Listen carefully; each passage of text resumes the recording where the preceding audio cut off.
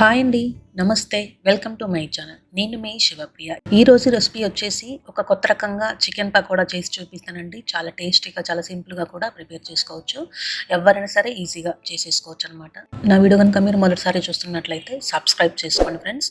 అంతేకాకుండా పక్కన ఉన్న బెల్ ఐకాన్ ప్రెస్ చేయడం ద్వారా నేను చేసే ప్రతి రెసిపీ మీకు అలా నోటిఫికేషన్ వస్తుందన్నమాట.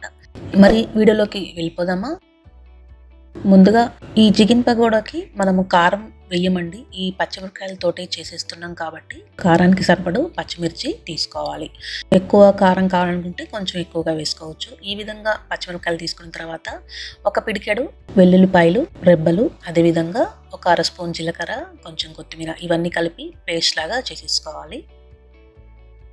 ఇప్పుడు క్లీన్ చేసుకున్న ఒక 300 గ్రామ్స్ చికెన్లో వేయించిన జీలకర్ర పొడి ఒక అర స్పూను, ధనియాల పొడి ఒక అర స్పూను, అదేవిధంగా గరం మసాలా ఒక అర స్పూను, ఇందాక మనం పేస్ట్ చేసుకున్నాం కదా పచ్చిమిరపకాయలది, అది మొత్తం పడుతుందండి ఇది.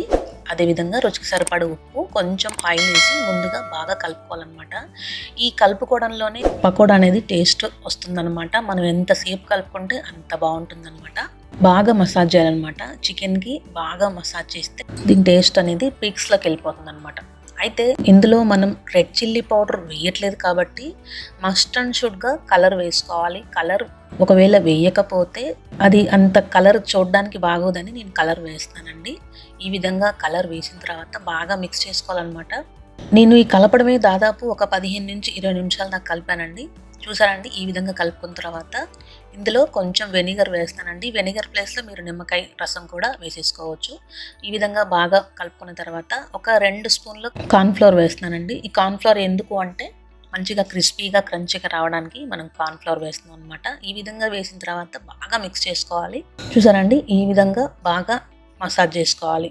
ఇప్పుడు దీన్ని మనము మ్యారినేట్ చేసుకోవాలండి. మ్యారినేట్ అనేది మనకు టైం ఉంటే కనుక ఒక 2 నుంచి 3 గంటల దాకా మ్యారినేట్ చేసుకోవచ్చు. మినిమం ఒక 1 అవర్ అయినా ఉంటే బాగుంటుంది. తర్వాత నేను ముందుగానే ఆయిల్ హీట్ చేశానండి. తర్వాత మ్యారినేట్ చేసిన చికెన్ తీసుకొని బాగా మిక్స్ చేసుకున్న తర్వాత ఒక్కొక్క పీస్ ఇందులో వేసేసుకోవాలన్నమాట. ఈ పీసెస్ వెయ్యంగానే ఎమ్మటే కదపకుండా జస్ట్ ఒక 2 or 3 మినిట్స్ తర్వాత టర్న్ చేసుకోవాలన్నమాట. ఎందుకంటే మంచిగా వేగుతాయి కాబట్టి. కాకపోతే నేను వీడియోలో చెప్తుంటాను కదండి, లైక్ చేయండి, షేర్ చేయండి, సబ్స్క్రైబ్ చేయండి అని. అలా ఎందుకు చెప్తానంటే మీరు లైక్ చేయడం వల్ల నా వీడియో అనేది మరికొంతమందికి షేర్ అవుతుంది. దయచేసి మీరు కూడా లైక్ చేసి కామెంట్ చేయండి. చూసానండి, మంచిగా క్రిస్పీగా క్రంచీగా ఎలా వేగుతున్నాయో. కలర్ కూడా మంచిగా చూడడానికి బాగుంది. మనం ఇందులో రెడ్ ఫుడ్ కలర్ వేసాం కాబట్టి మనకు ఈ కలర్ వచ్చిందనమాట.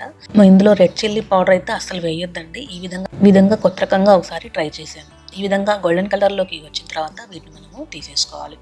తర్వాత అదే ప్యాన్లో కొంచెం ఆయిల్ ఉంచేసుకొని పచ్చిమిరపకాయలు చీలికలు ఈ విధంగా వేసుకోవాలండి. తర్వాత సన్నగా కట్ చేసుకున్న ఎల్లిపాయ ముక్కలు, అదేవిధంగా ఒక అరకప్పు దాకా ఆనియన్స్ వేసాను. ఆనియన్స్ వద్దనుకుంటే మీరు స్కిప్ చేసుకోవచ్చు.